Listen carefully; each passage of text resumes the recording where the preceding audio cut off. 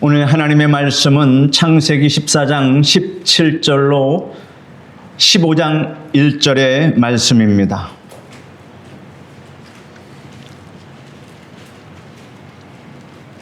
창세기 14장 17절에서 15장 1절의 말씀을 읽어드리겠습니다.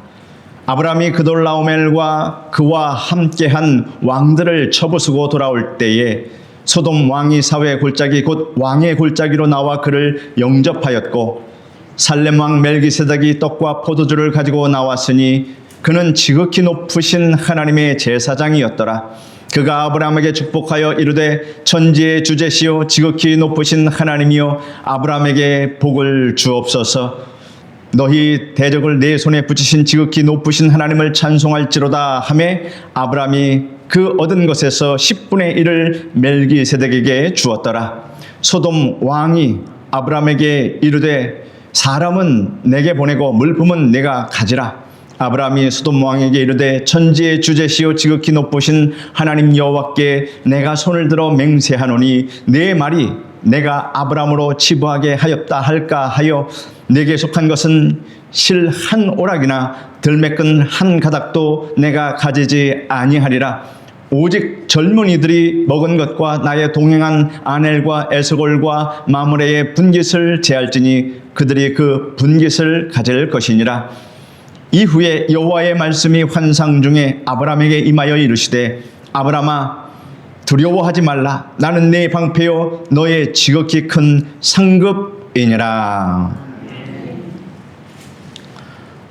오늘은 멜기세덱을 만난 아브라함, 이러한 제목으로 말씀에 드리겠습니다. 구약 성경 창세기에 기록된 여러 위인들의 인물의 생애를 기록한 것 중에서 아브라함의 생애에 관한 기록보다 더 많은 페이지를 할애한 기록은 없습니다. 그만큼 하나님께서 아브라함의 생애 기록을 통하여서 많은 교훈과 진리를 계시해 주시고자 하였습니다. 아브라함은 하나님으로부터 모든 믿는 자의 조상이라는 명예로운 칭호를 받았습니다. 그런 만큼 그의 인생의 갖가지 체험들 가운데는 보배로운 많은 진리가 함축되어 있다는 사실입니다. 그 가운데 오늘 본문에 기록된 아브라함에 관한 기사는 성도의 삶이란 어떠한 것인가를 분명하게 계시해주고 있습니다. 그것은 우리 각자의 인생에 반드시 체험해야 될 위대한 만남과 결단과 복에 관한 것입니다. 그러므로 이 시간 저는 여러분과 함께 우리 각 사람이 아브라함과 같은 위대한 만남과 결단을 가졌는지, 또 그로 인해서 아브라함과 같은 복을 받았는지 살펴봄으로 은혜를 나누고자 합니다.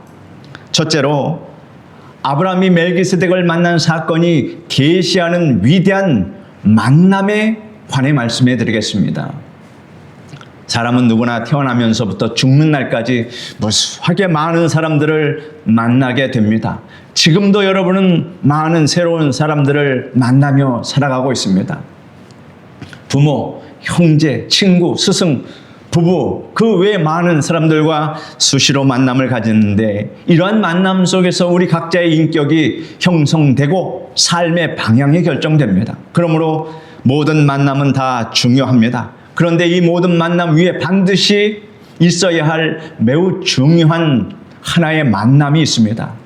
그것은 아브라함처럼 멜기세덱을 만나는 일입니다. 아브라함이 멜기세덱을 만나는 경위는 이러하였습니다. 아브라함 당시에 소돔과 고모라 지역에 살던 5 왕이 동방 제국들의 우두머리인 그돌라오멜 왕에게 12년 동안 조공을 바치며 살아왔습니다. 왜냐하면 나라가 약하면 강대국에게 조공을 바치며 살아가는 그러한 형국은 예나 지금이나 별반 차이 없습니다. 강한 나라의 힘에 의하여 약한 나라는 피해를 받는 것입니다.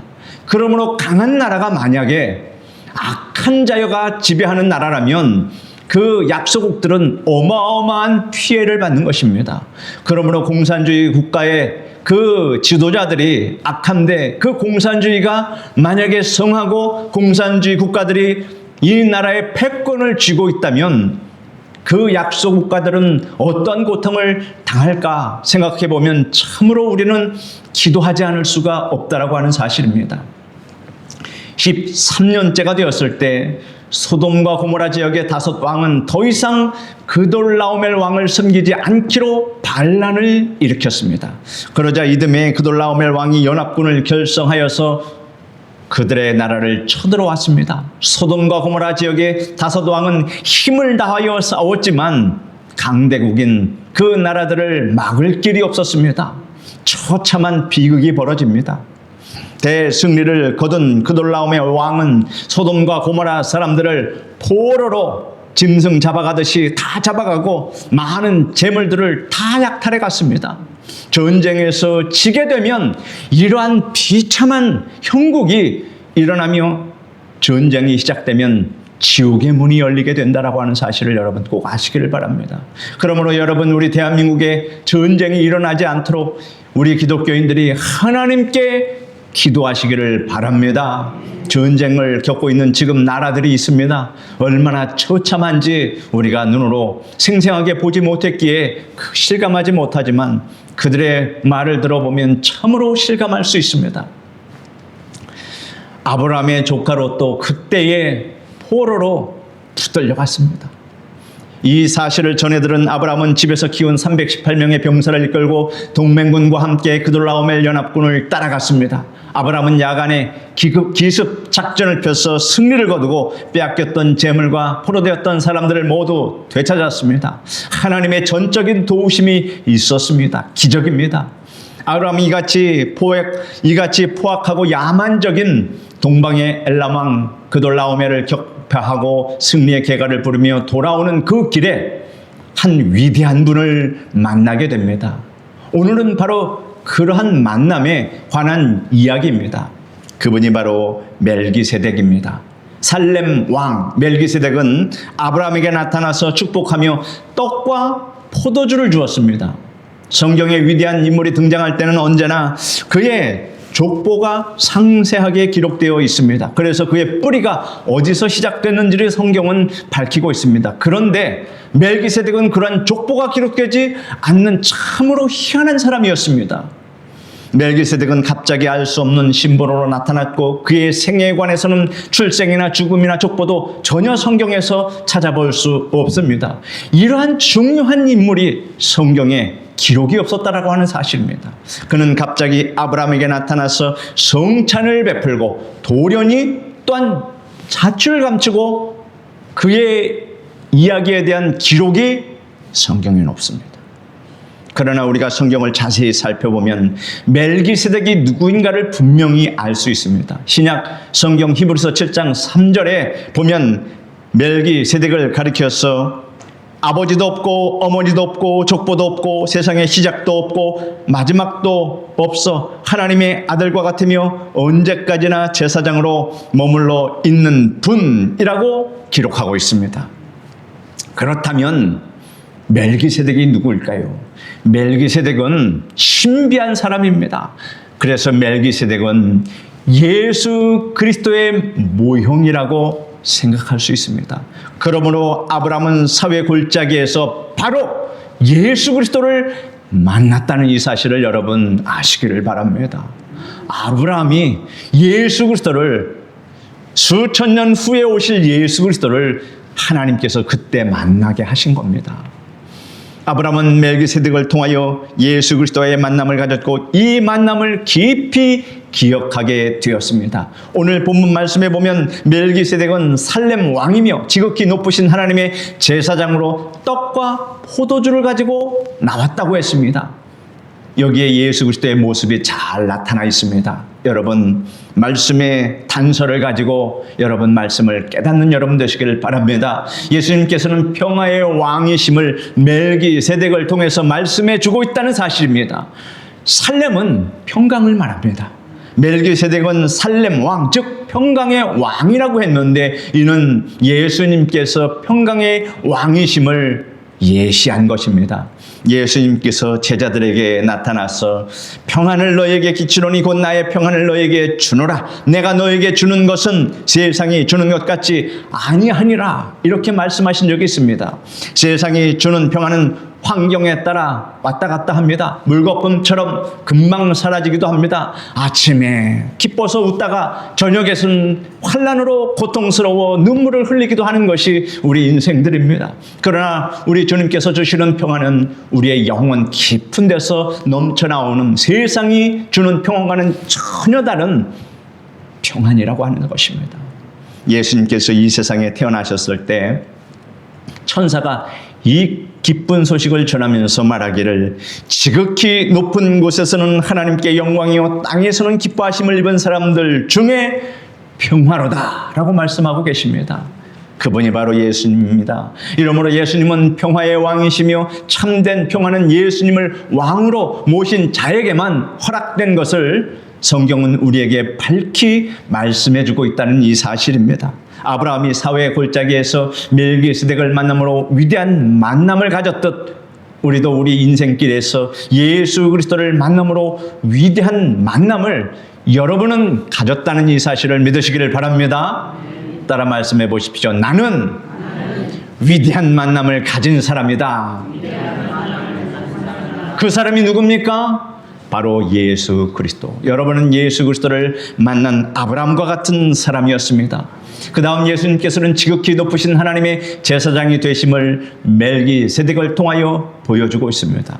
제사장은 하나님과 사람 사이에 서서 한편으로는 하나님의 뜻을 인간에게 알려주고 다른 한편으로는 인간이 당하는 처지를 하나님께 아뢰고 하나님과 사람 사이를 중재하며 하나님께는 영광을 돌리고 인간에게는 하나님의 말씀을 전해주는 일을 하였습니다.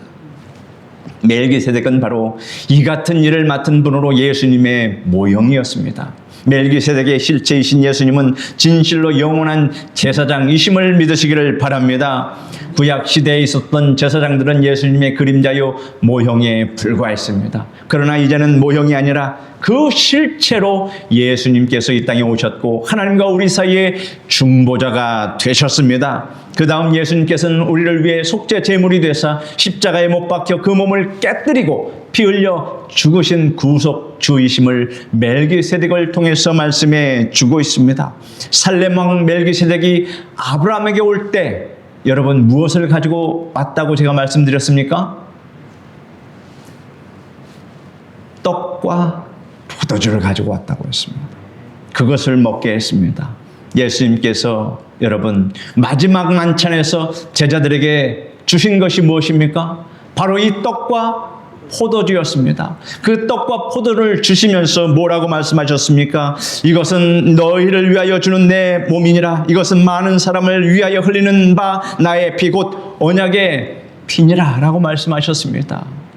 하나님의 말씀은 느닷없이 나오는 말씀이 아니라 다 구약과 신약이 연관성을 가지고 하나님의 일관되게 말씀하신다는 이 사실을 알 때에 구약의 말씀에서 신약의 하나님의 뜻을 우리가 발견할 수 있다라고 하는 이 사실을 여러분 믿으시기를 바랍니다.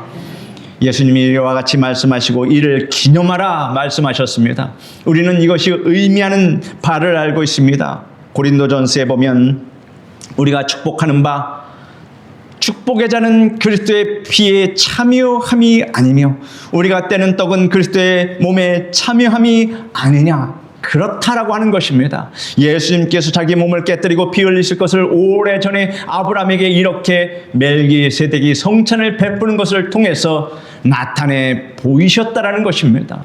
그러므로 성경 말씀은 여러분 다 예언의 말씀이라고 하는 이 사실을 우리가 깨달아야 합니다. 하나님께서 우리 인생들에게 어떠한 일들이 일어날 것을 예언으로 약속하신 말씀, 그래서 구약의 말씀, 신약의 말씀, 하나님의 말씀은 약속의 말씀이라고 하는 이 대전제를 여러분 이해하시면서 성경을 대하는 여러분 되시기를 바랍니다. 아브라함에게 나타난 멜기세덱은 살렘 왕이며 지극히 높으신 하나님의 제사장이며 그에게 떡과 포도주를 주었습니다. 이는 평화의 왕이며 중보자로서 영원한 제사장이며 구세주이신 예수 그리스도의 모습을 보여주신 것입니다. 누구든지 인생길에서 예수 그리스도와의 만남을 가져야 합니다. 예수 그리스도를 왕으로, 제사장으로, 구세주로 믿고 영접해야 합니다. 그렇지 않으면 참으로 불쌍한 인생들입니다. 그러나 세상이 악해질수록 예수 그리스도에 대해서 무관심한 사람들이 이제는 점점 많아지고 적 그리스도를 더욱더 많이 볼 수 있습니다. 오히려 이제는 예수님 기독교를 핍박하는 그러한 세력까지 등장하고 있다라고 하는 사실입니다. 이는 참으로 말세가 다가왔다라는 그 증거를 우리 눈에 하나님께서 하나둘 보여주시고 계십니다. 예수님께서 가이사랴 빌립보 지방에서 제자들에게 사람들이 인자를 누구라 하느냐라고 질문하신 적이 있습니다. 제자들이 세례 요한, 엘리야, 예레미야나 선지자 중에 하나라고 세상 사람들이 말합니다 라고 대답을 합니다. 예수님께서 이번에는 제자들에게 직접 물으십니다. 너희는 나를 누구라 하느냐 라고 물으셨습니다. 이때 누가 나타났습니까? 용감한 베드로가 나타나서 담대하게 말합니다. 주는 그리스도시요 살아계신 하나님의 아들이시니다. 우리 다 같이 한번 외쳐봅시다. 주는 그리스도시요 살아계신 하나님의 아들이시니다. 여러분도 똑같은 심정으로 이렇게 고백할 수 있는 줄 믿습니다. 베드로가 대표해서 그렇게 이야기한 겁니다. 그러자 예수님께서 뭐라고 축복하셨습니까? 바요나 시모나 네가 복이 있도다 라고 말씀하셨습니다. 여러분 또한 복이 있음을 믿습니다. 이러므로 예수님을 진실하게 만난 사람만이 복 있는 사람이라는 것을 성경은 말씀해 주고 있습니다. 한 부자가 예수님께 나와서 이렇게 말합니다. 선한 선생이여 내가 무엇을 하여야 영생을 얻으리까? 라고 물었습니다. 그는 예수님을 뭐라고 단정 지은 겁니까? 선한 선생이라고 말한 것입니다. 그는 예수님을 율약자요 도덕분자라고 알았습니다. 그래서 이 선한 선생에게서 무엇을 알아보고자 했던 것입니다. 교훈을 받기를 위해서였습니다. 그런데 그는 예수님을 선한 선생으로 규정 지었기 때문에 결국 예수님의 말씀을 따르지 않고 그는 근심하며 떠나갔습니다. 부자였기 때문에 그랬습니다. 반대로 삭개오는 사람들로부터 죄인이라고 손가락질을 받았습니다.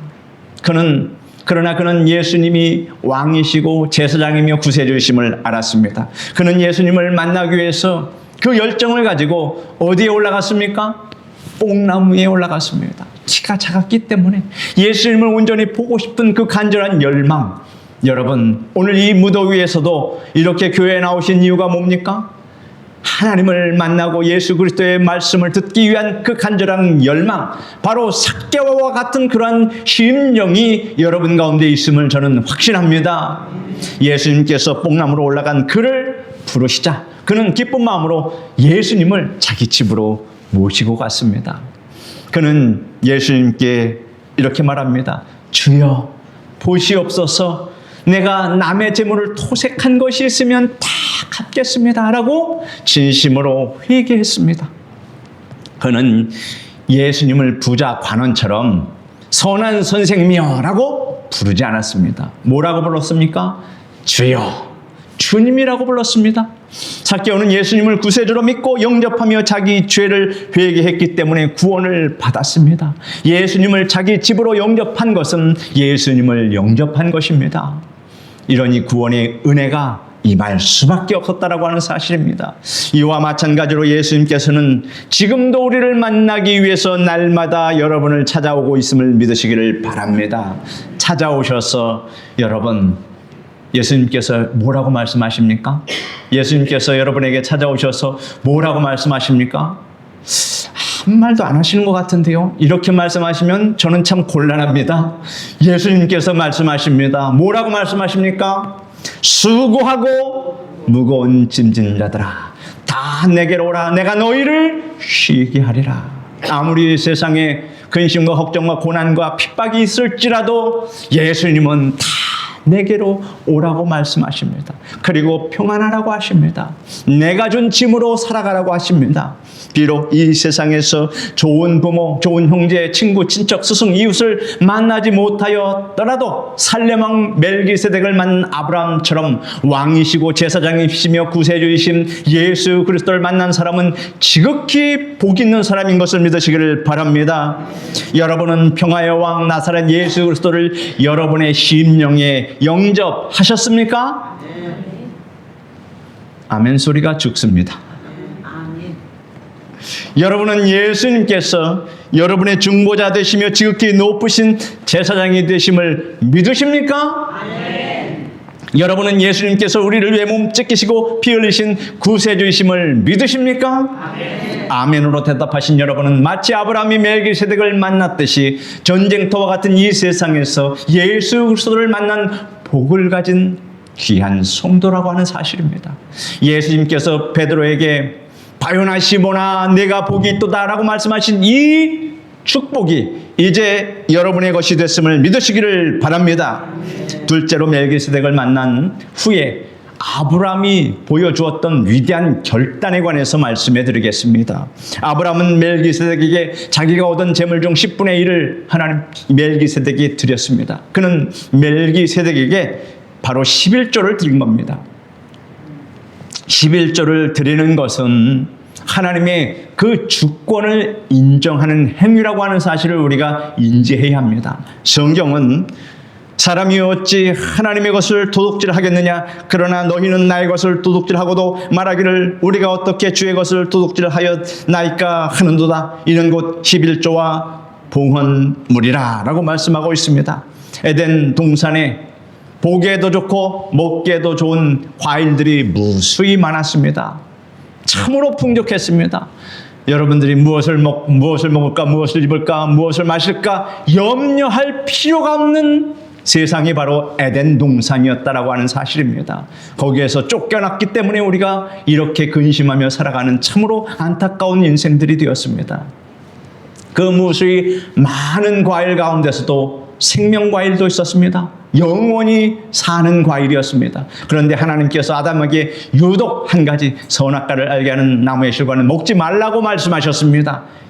이것이 의미하는 바가 있었습니다. 이것은 하나님의 주권을 그에게 알리게 하신 것입니다. 너희가 주인이 아니라 바로 내가 주인이고 너희는 나의 말에 순종하며 살아야 되는 입장이고 너희들은 내가 맡겨준 이 에덴 동산을 관리하는 청직이라고 하는 사실, 주종관계를 확실히 알려주기 위해서 이같이 명령한 것입니다. 그런데 아담과 하와는 하나님의 주권에 도전하여 선악을 알게 하는 나무의 실과를 그만 따먹고 말았습니다. 다른 과실이 풍성이 있음에도 불구하고 그들은 하나님께서 먹지 말라고 하신 과실을 따먹었던 것입니다. 이것이 무슨 조합입니까? 하나님의 주권에 도전한 그들에게 다가온 것이 무엇이었습니까? 가시와 엉겅퀴와 눈물과 땀과 죽음이었습니다. 지금 우리가 겪고 있는 이 세상에서 겪고 있는 고통들이 이로 인해서 생겨난 것이라고 하는 사실입니다. 11조는 여러분 우리의 것이 아닙니다. 성경은 우리의 수입 중 10분의 1은 하나님의 것이라고 하나님이 주권적으로 말씀하셨습니다. 그런데 우리가 11조를 쓴다면 하나님의 것을 도둑질하는 것이며 하나님의 주권에 도전하는 것입니다. 그러나 우리가 아브라함처럼 수입의 10분의 1을 하나님께 드리면 이것은 하나님의 주권을 인정해 드리는 믿음을 하나님께 보이는 것입니다. 하나님의 주권이 인정되는 곳에는 하나님께서 에덴 동산의 복과 같은 은총을 내려주신다는 사실을 믿으시기를 바랍니다. 또 11조를 드리는 것은 경제 생활에 있어서 하나님께서 복 주심을 믿고 의지하겠다는 믿음의 행위입니다. 성경에는 이같이 기록되어 있습니다.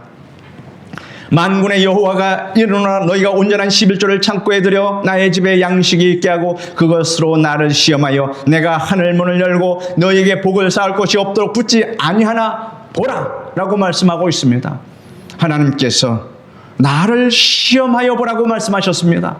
성경 다른 곳에는 하나님을 시험치 말라고 말씀하셨는데 여기서는 왜 그랬습니까?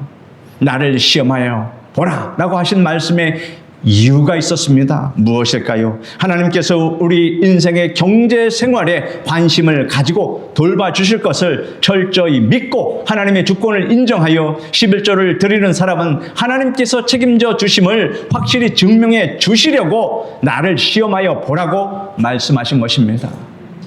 나를 시험하여 보라는 말씀을 바꾸어 말하면 나를 신뢰해 봐라. 너의 믿음을 내게 보여봐라 하는 것입니다. 여러분, 하나님께서 먼저 내게 은혜와 복을 주시면 내가 하나님께 충성을 다하겠습니다. 내가 그러면 11조를 드리겠습니다. 하나님은 이렇게 우리 인생을 관리하지 않습니다. 너희가 먼저 믿음을 행하면 하나님께서 그 믿음을 보시고 너에게 복과 은혜를 내려 주신다라고 하는 하나님의 원칙이 있는데, 이 원칙은 우리 인생이 바꿀 수 있는 원칙이 아니라고 하는 사실을 아시기를 바랍니다. 아브라함은 멜기세덱을 만난 다음 이렇게 11조를 드렸습니다. 어떤 분은 말합니다. 11조는 율법에 속한 것인데 지금 신약 은혜 시대에 오늘날에는 그것이 다 폐하여졌고 드리지 않아도 되는 것이 아니냐라고 항변하는 분들이 있습니다. 그러나 성경은 그러한 논리에 응하지 않습니다. 왜냐하면 여러분, 아브라함은 모세의 율법이 있기 전에 430년 전에 멜기세덱에게 11조를 드렸습니다. 그러니 율법과는 아무 관계가 없다라는 것입니다. 야곱도 율법이 있기 전에 하나님께 11조를 드리기로 서약한 내용이 성경에 기록되어 있습니다. 모세 훨씬 전입니다. 이와 같이 믿음의 선조들이 율법이 있기 전에 11조를 드린 사실을 보아 우리는 율법을 운운하기 전에 11조를 드림으로 하나님의 주권을 인정하고 하나님께서 주시는 복으로 살겠다는 신앙적인 결단을 아브라함처럼 하셔야 될 것입니다. 또 아브라함은 하나님의 영광을 위해 전리품을 취할 것을 거절했습니다. 소돔 왕이 아브라함에게 사람은 돌려주고 모든 물품은 당신이 가져가십시오 라고 말했습니다. 그러나 아브라함이 이렇게 말했습니다. 아브라함이 소돔 왕에게 이르되 천지의 주제시오 지극히 높으신 하나님 여호와께 내가 손을 들어 맹세하노니 네 말이 내가 아브라함으로 치부하였다 할까 하여 내게 속한 것은 실 한 오락이나 들매끈 한 가닥도 내가 가지지 아니하리라 라고 말합니다. 아브라함에게는 전쟁에서 승리했기 때문에 전리품을 모두 취할 권리가 있음에도 불구하고 혹시나 하나님의 영광을 가리는 일이 되지 않을까 하여 깨끗이 거절했습니다. 무슨 말입니까? 오직 하나님께로부터 받은 것을 가지고 하나님께 영광을 돌리겠다는 이러한 믿음의 결단이었다라고 하는 사실입니다. 세월이 지난 다음 사람들이 아브라함이 부자가 된 것은 소돔과 고모라 사람들의 물품을 취하였기 때문이라고 말한다면 자기에게 복을 주신 하나님의 영광을 가린다는 생각에서 거절한 것입니다.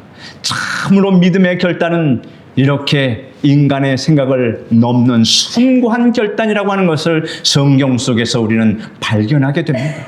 아브라함은 사람과 재물을 의지하지 않고 다만 복 주시는 하나님만 의지했다는 이 사실을 여러분 오늘 깨닫기를 간절히 바랍니다. 여러분은 하나님의 영광을 위해 어떤 희생도 감내하시겠습니까? 핍박을 받고 우정을 잃을지라도 물질에 손해가 있을지라도 고통을 받더라도 두려워하지 않겠습니까? 여러분이 주 예수 그리스도를 만난 이상 하나님의 주권을 인정하고 하나님께 드릴 것은 기쁘게 드리고 하나님의 영광을 위해 포기할 것은 단호하게 포기하는 위대한 신앙의 결단을 내리시기를 주님의 이름으로 축원합니다.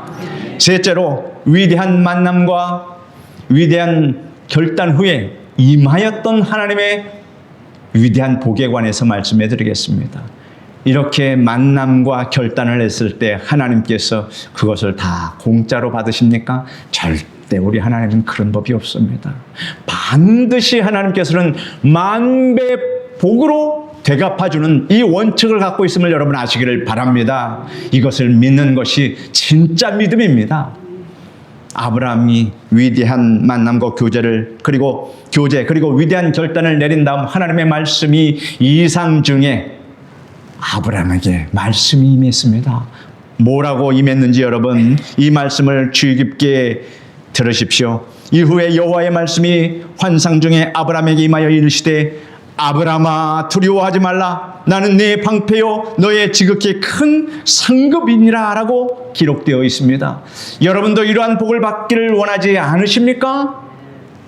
이후에 라고 한 것은 이전에 어떠한 사건이 있었음을 말해주는 것입니다. 그것은 아브라함이 위대한 만남을 갖고 삶의 위대한 결단을 내린 이후라는 것입니다. 아브라함의 결단은 하나님을 기쁘시게 했고 하나님께서는 이상 중에 오셔서 아브라함에게 복을 주셨습니다. 그러므로 여러분, 복을 받는 패턴을 여러분이 꼭 깨닫기를 바랍니다. 하나님께 복을 받기 위해서는 어떻게 내가 행하여야 하는지를 아시고 복을 구하시기를 바랍니다. 아브라함아 두려워 말라. 나는 너의 방패요 너의 지극히 큰 상급이니라. 우리가 아브라함처럼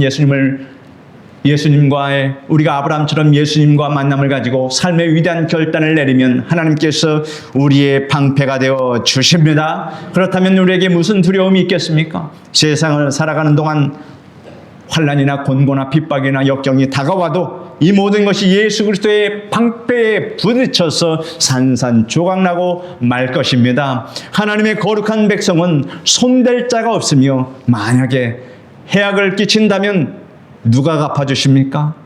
하나님의 백성의 원수는 여러분이 갚을 필요 없습니다.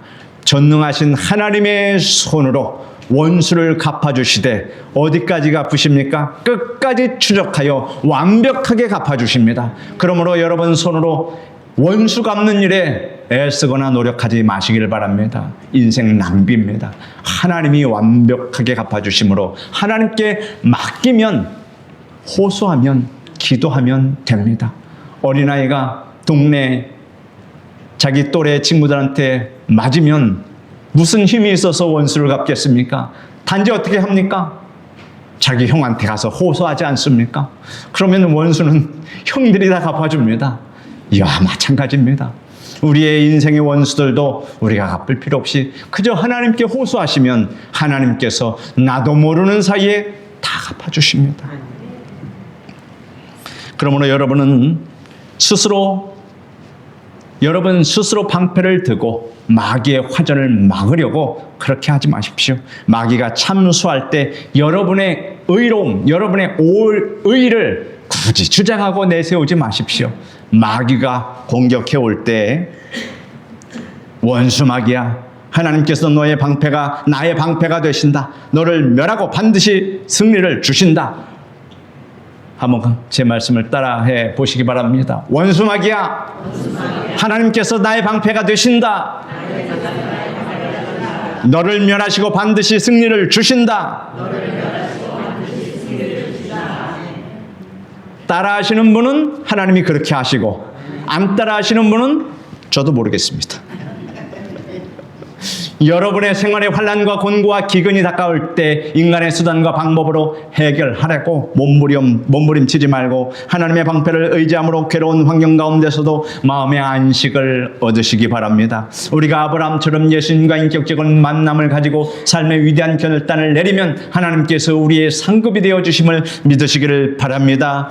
내가 너의 지극히 큰 상급이니라. 하나님께서 여러 종류의 상급을 주시겠다고 말씀하신 것이 아니라 하나님 자신이 상급이 되겠다고 말씀해 주셨습니다. 여러분, 이것보다 더 큰 상급이 있습니까? 여러분은 인생 최대의 상급을 여러분 받으셨습니다. 이것을 깨닫고 사는 사람은 항상 기뻐하라, 쉬지 말고 기도하라, 범사에 감사하신 이 말씀을 깊이 깨닫고 실천하는 사람입니다. 그러나 이 말씀을 깨닫지 못하면 기뻐할 일이 없는데 내가 무엇 때문에 기뻐하고, 참으로 바쁘고 힘든데 무엇 때문에 나와서 기도하고, 이런 말을 합니다. 여러분, 이 사람은 복이 없는 사람입니다. 그러나 하나님을 상급으로 받음을 깨달은 사람은 참으로 복이 많은 사람인 것을 여러분 아시길 바랍니다. 그보다 더 큰 상급은 없고 하나님도 주실 수 없습니다. 하나님은 하나님 자신을 우리에게 주셨다라고 하는 사실입니다. 성경은 자기 아들을 아끼지 아니하시고 우리 모든 사람을 위하여 내어주신 이가 어찌 그 아들과 함께 모든 것을 우리에게 은사로 선물로 주지 아니하시겠느냐라고 말씀하셨습니다. 하나님을 선물로 받은 이상 우리는 결코 가난하지 않습니다. 여러분, 나는 왜 이렇게 가난할까? 나는 왜 이렇게 풍족하지 않을까? 이렇게 말씀하시는 분은 나는 하나님을 선물로 받지 않은 사람이라고 스스로 고백하는 사람들입니다. 그러므로 따라 말씀해 보십시오. 나는 부자다. 나에게는 하나님이 계신다. 아멘. 비참한 존재가 아닙니다. 여러분은 귀한 존재며 그래서 열등감을 가질 필요가 없습니다. 열등한 존재가 아닙니다.